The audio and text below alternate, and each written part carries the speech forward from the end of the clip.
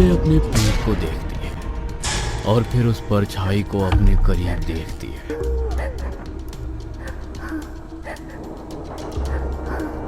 मोहिनी को वो एकटक देख रही होती है। मोहिनी खूब चिल्लाने की कोशिश करती है पर उसके गले से एक स्वर भी नहीं निकलता। उसके कानों में सिर्फ उस परछाई की हंसी गूंज रही होती है।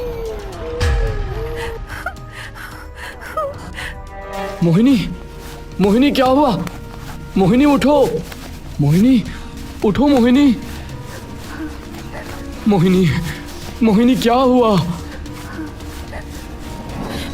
आरव, आरव, वो परछाई, परछाई, परछाई। पहले तो शांत हो जाओ, शांत हो जाओ, कोई नहीं।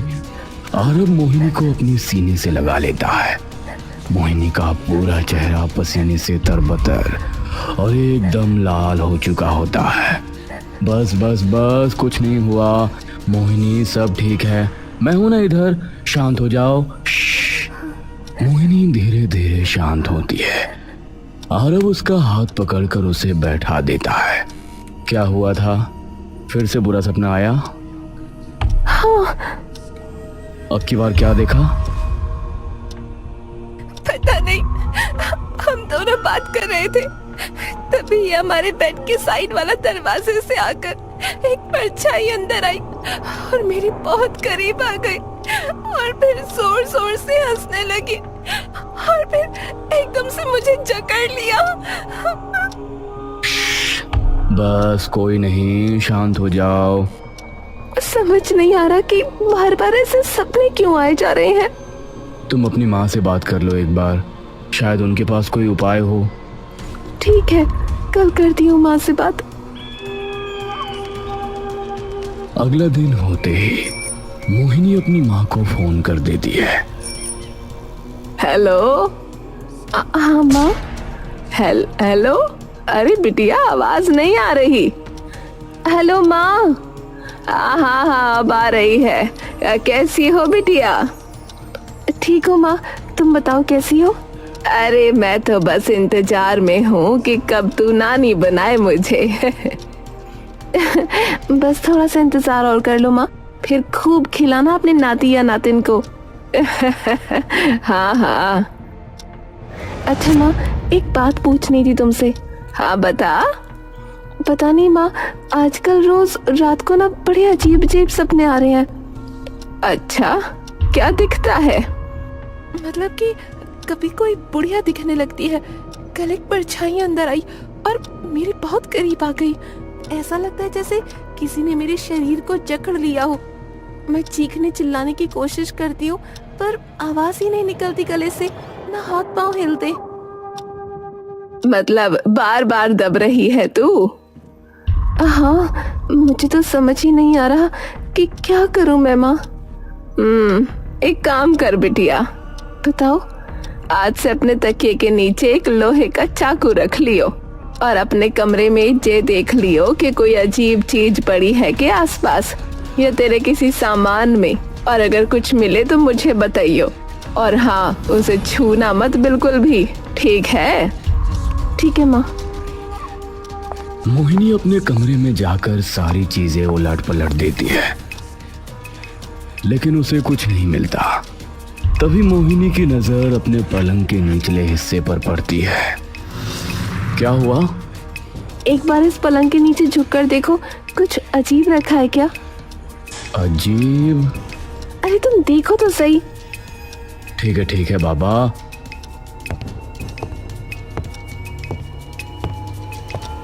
आरव पलंग के नीचे झुककर देखने लगता है। कुछ रखा तो है, टॉर्च पकड़ाना एक बार। मोहिनी उसे टॉर्च दे देती है। आरव जैसे ही वो टॉर्च लगाता है, उसे कुछ मुर्गी के पंख एक काले कपड़े से बंधे दिखते हैं। मुर्गी के पंख? छूना मत उन्हें। आरव एकदम से डर के उठ जाता है। क्या हुआ? मैं माँ को फोन करके आती हूँ, तुम कुछ मत करना। मोहिनी जाकर अपनी माँ को फोन लगाती है और सारी बात बताती है। उसे छूना ना बिल्कुल भी। बस अपनी एक मुट्ठी में नमक भर लियो और उसे झाड़ू से बाहर निकाल दे घर से, और पूरे कमरे पे फिर गंगा जल छिड़क देना। हाँ, पर ये है क्या माँ? तेरे ऊपर टोटका कर रखा है किसी ने, इसीलिए ऐसे सपने आए जा रहे थे। पर मेरे ऊपर टोटका कौन करेगा? अरे घर कुनबे में बहुत से लोग हुए बिटिया, पर क्या पता तुम्हारे पीछे कोई आ गया हो तो उसे बाहर फेंका, और आज से लोहे का चाकू तकिए के नीचे रख के सोया करियो। ठीक है माँ। कुछ महीनों तक सब कुछ ठीक ठाक चलता है। 3 महीने बाद मोहिनी एक लड़की को जन्म देती है। नाम क्या रखें इसका? मैंने सोचा था एक नाम, अब बताऊं? बताओ। आस्था। नाम सुनते ही मोहिनी मुस्कुराने लगती है। प्यारा नाम है।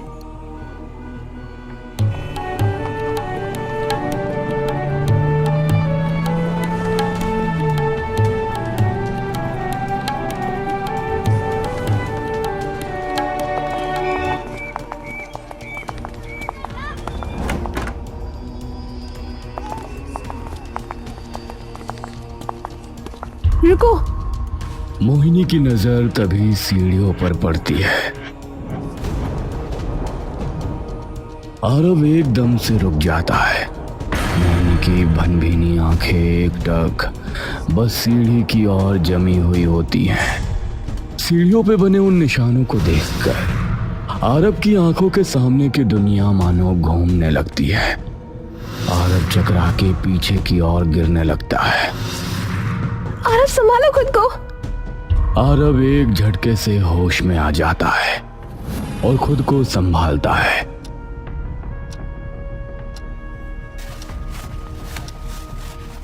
मोहिनी, चलो यहां से अभी। आरव और मोहिनी तुरंत घर के बाहर निकल जाते हैं और बाहर गली में जाकर खड़े हो जाते हैं। अब क्या करना है? तुम्हारे घर चलते हैं, अभी यहां रहना ठीक नहीं है।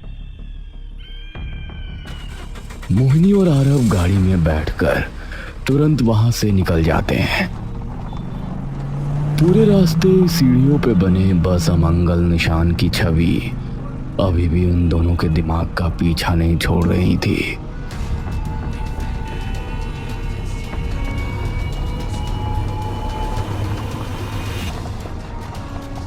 कौन मनहूस है ये? क्यों हमारे पीछे पड़ा हुआ है? पता नहीं, पर अब हम वहां नहीं रह सकते। सही कह रहे हो।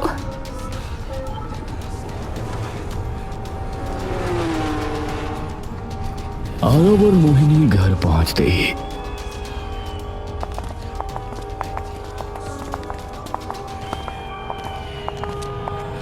तुरंत सारी की सारी घटना बीरो को बता देते हैं। कोई बुरा ही तुम्हारे पीछे लगा हुआ है।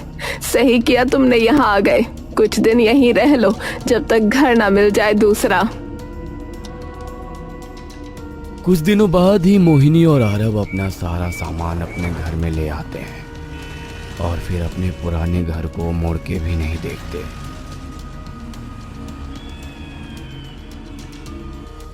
आस्था भी अब देखते ही देखते धीरे धीरे बड़ी होने लगती है। अब घर में सिर्फ आरव, मोहिनी और आस्था रह रहे होते हैं और खाना बनाने और साफ सफाई करने के लिए बस उनकी एक पुरानी काम वाली सिमरन, जो सुबह आती और रात तक चली जाती। आस्था। हाँ मम्मी। ओहो, 2 मिनट के लिए टीवी से नजर भी हटा लिया करो कभी। हाँ हाँ ना, आप बोलो तो सही। मैं और पापा कुछ देर के लिए तुम्हारे चाचू के घर जा रहे हैं किसी काम से, तो दीदी यहीं है तुम्हारे पास। अगर भूख लगे तो उन्हें बता देना, वो खाना बना देंगी। ठीक है? ठीक है मम्मी। ये नहीं सुधरेगी। सिमी, ध्यान रखना इसका। कोई नहीं दीदी, आप बेफिक्र होकर जाओ, मैं अपने आप संभाल लूंगी। आरव चलो ना, लेट हो रहा है। आया। आरव और मोहिनी आस्था को घर छोड़कर निकल जाते हैं। आस्था चुपचाप बैठी टीवी देख रही होती है कि तभी आसपास की सभी लाइटें बंद हो जाती हैं। आस्था एकदम से पलटकर पीछे देखती है, पर पीछे बिल्कुल अंधेरा।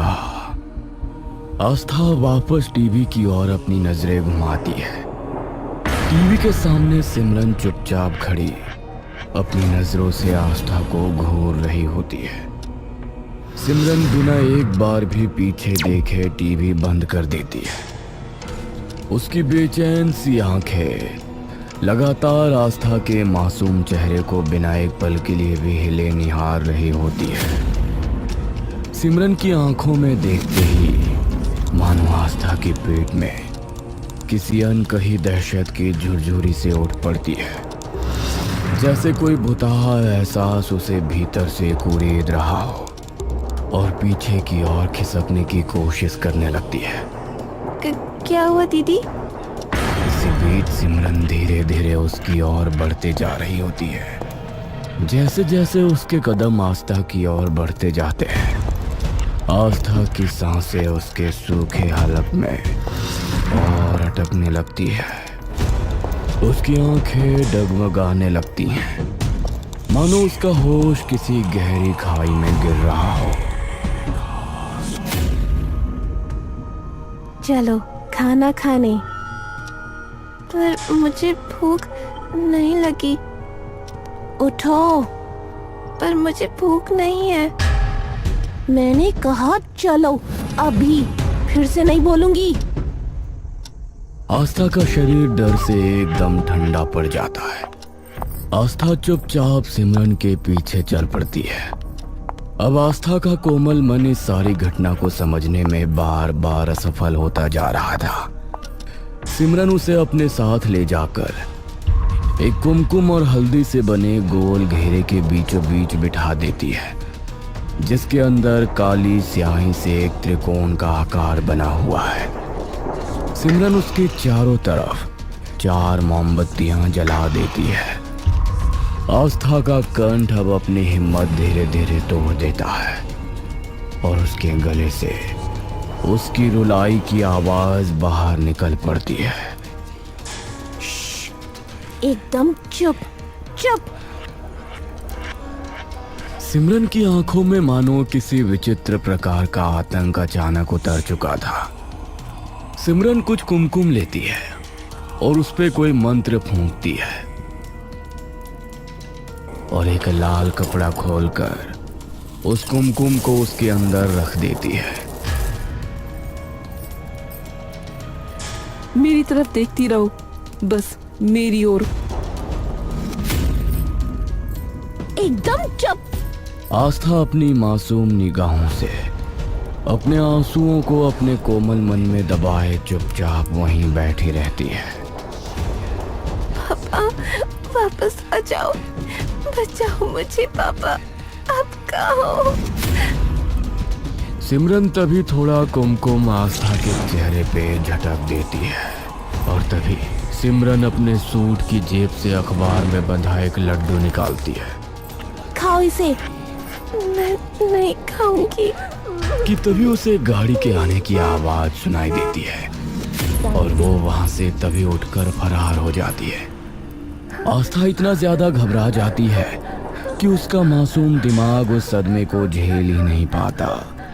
उसकी सांसें तेज होती जाती हैं, सीने में धड़कन धक धक करके गूंजने लगती है, निगाहें धुंधली पड़ने लगती हैं और वो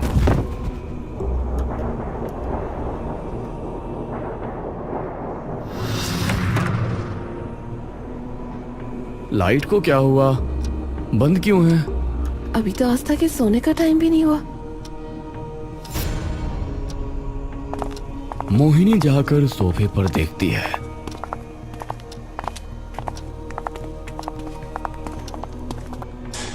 लेकिन वहां कोई नहीं होता। आस्था, सिमरन। कोई आवाज नहीं आती। एकदम सन्नाटा। आरव मोहिनी की ओर देखता है। इतना शांत कैसे है सब कुछ? मोहिनी एकदम से आस्था के कमरे की ओर दौड़ती है, लेकिन कमरा एकदम खाली होता है। आस्था। मोहिनी का मन अब धीरे धीरे बेचैन होने लगता है। तभी आरब के चिल्लाने की आवाज उसके कानों में पड़ती है। मोहिनी, मोहिनी! मोहिनी के दिल की धड़कन अब बेकाबू आने लगती है। मोहिनी अपनी सुध-बुध भूलकर सीधा आरब के पास पहुंच जाती है और जैसे ही उसकी नजर आस्था के शरीर पर पड़ती है तो उसकी रूह कांप उठती है। ये किसने? मोहिनी एकदम से आस्था की ओर भागती है और उठाकर उसका सिर अपनी गोद में रख लेती है। मोहिनी जैसे ही आस्था के चेहरे पे लगा वो कुमकुम देखती है, उसका दिमाग मानो अपना सारा आपा वहीं खो देता है। आस्था, उठ उठ ना बेटा, उठ ना, मेरी प्यारी बेटी है ना तू, प्लीज उठ जाना बेटा। आस्था, उठ ना। तभी आरब आकर मोहिनी को संभालने लगता है। मोहिनी, संभालो खुद को, पहले इसे अंदर लेकर चलते हैं और इसका मुंह पोंछते हैं। मोहिनी एक गीले तौलिए से उसके मुंह पे लगा कुमकुम साफ करती है। मोहिनी आस्था को देखकर बिलख बिलख कर रोने लगती है। आस्था की ऐसी हालत देखकर आरब भी अपनी आंखों को नम होने से नहीं रोक पाता। मुझे लगा था वहां से आने के बाद फिर से नहीं होगा, पर ये घिनौनी घटिया चीज मेरी बेटी का पीछा क्यों नहीं छोड़ रही? कौन है आखिर ये? चाहती क्या है मेरी इस मासूम सी बच्ची से?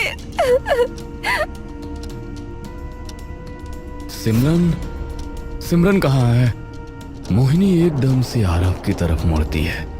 तभी अचानक आस्था होश में आ जाती है। उसका शरीर बुरी तरह कांपने लगता है। उसके दिल की धड़कनें इतनी तेज हो जाती हैं मानो उसकी छाती से उसका दिल बाहर आने वाला हो। पापा, बचाओ पापा, बचाओ! मोहिनी उसे अपनी बाहों में समेट लेती है। कोई कुछ नहीं कहेगा, मैं हूं ना यहाँ, कोई कुछ नहीं कहेगा। पापा है ना, शांत हो जाओ। आस्था जैसे ही अपनी माँ का चेहरा देखती है वो तभी फूट फूट कर रो पड़ती है। आस्था, बाबू क्या हुआ? बताओ ना मम्मा को। बचाओ, बचाओ, वो फिर आ जाएगी, बचाओ! कौन आ जाएगा बेटा? कोई नहीं है यहाँ ना, वो फिर से आ जाएगी।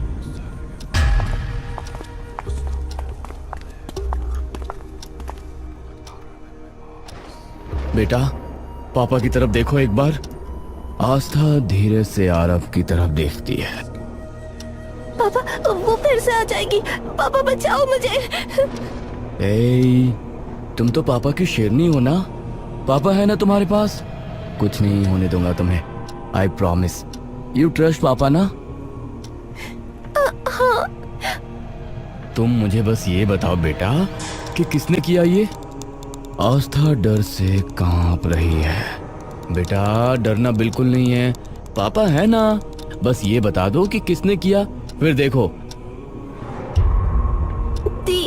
सिमरन दीदी। सिमरन का नाम सुनते ही दोनों के होश उड़ जाते हैं। आरब की आंखों में एकदम से मानो खून खौल जाता है। आरब एकदम स्तब्ध वहां खड़ा रह जाता है। मतलब हमेशा से वही कर रही थी ये सब सिमरन? पर वो तो कितने सालों से तुम्हारे यहाँ काम करती आ रही है। सिर्फ वो नहीं, उसकी माँ भी हमारे यहाँ ही काम करती थी। आज ये किस्सा ही खत्म करता हूँ, ध्यान रखना आस्था का। आता हूँ। सुनो, मुझे मत। बात सुनो। आरब मोहिनी की आंखों में देखता है। हमारी बेटी को उसने चोट पहुंचाई है तो उससे सारे जवाब लेना। आरब गुस्से भरा सिमरन के घर पहुंच जाता है।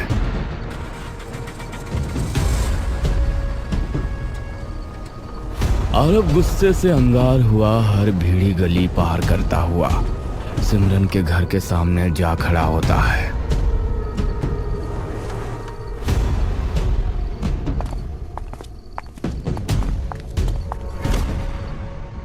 सिमरन, मैं कहता हूं दरवाजा खोलो। अभी के अभी, आखिरी बार कह रहा हूं, ये दरवाजा खोलो। अंदर से एक आवाज भी बाहर नहीं आती। आरब थोड़ा सा पीछे होता है और भागकर सीधा दरवाजे पर जोर से लात मारता है, पर दरवाजा फिर भी नहीं खुलता। आरब दरवाजे पे खूब लातें मारता है, पर दरवाजा फिर भी नहीं खुलता। अब आरब के गुस्से का पारा और भी ऊपर चढ़ते जाता है। आरब अब थोड़ा और पीछे होता है और दरवाजे की तरफ पूरा जोर लगाकर दौड़ने लगता है और सीधा जाकर अपना कंधा दरवाजे पे दे मारता है। दरवाजा धम से खुलता है और आरब नीचे जा गिरता है। आरब एकदम से उठकर पीछे की ओर हो जाता है